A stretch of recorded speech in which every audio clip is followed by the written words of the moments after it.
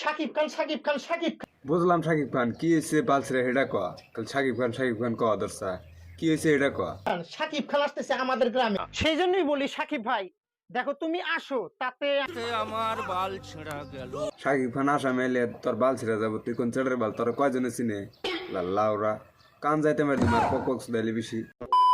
শাকিব ভাই তুমি হতে পারো অনেক বড় একটা সেলিব্রিটি, অনেক বড় একটা সুপারস্টার, কিন্তু বাংলাদেশের অনেক মানুষ কিন্তু জানেন আমি একটা ছোট মোটো সেলিব্রিটি।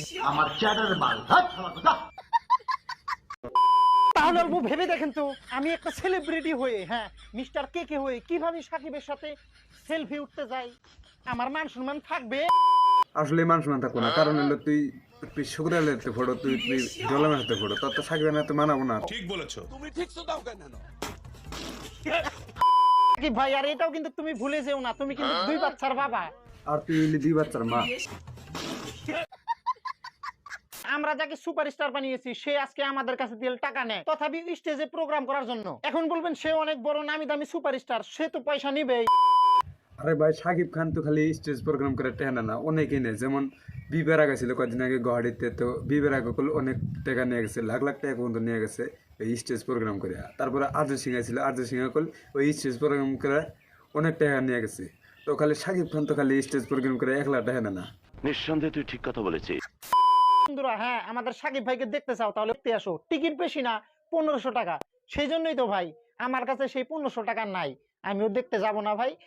লাউরা পকেটে 1500 টাকা নাই, তারপর গল্প তো বানিয়েছে ফেসবুকে এনে যে আমার কাছে 1500 টাকা নাই, আমি দেখতে পারবো না। তোরা দেখবার নিয়ে কইছে কারা লাউরা? তোরা তো শাকিব খানের দেখবার নিয়ে নাই, তুই বাড়িতে হয়ে থাকগা, তোরা তো দেখবার নাই। ঠিক বলেছো তুমি, ঠিক তো দাও কেন? বাংলাদেশের ভাই বন্ধুরা আমার সাথে যদি দেখা করার ইচ্ছা থাকে, যদি আসতে চাও চলে আসো আমার বাড়িতে, আমি কোনো টাকা পয়সা নেব না, কারণ আমি অত বড় স্টার না। আমার চ্যাটার বাল যাই হোক গাইস, আজকের মতো ভিডিও এই পর্যন্তই। তো ভালো লাগলে বেকে শেয়ার করে দিও, আর এই ভিডিওটা বেকে বিনোদন হিসাবে নিও, কেউ সিরিয়াস মাইন্ডেড নিও না। আর সাহিত্য তোমারও করে দিয়েছি, তুমি এই ভিডিওটা এন্টারটেনমেন্ট হিসাবে নিও, খারাপ পায় না।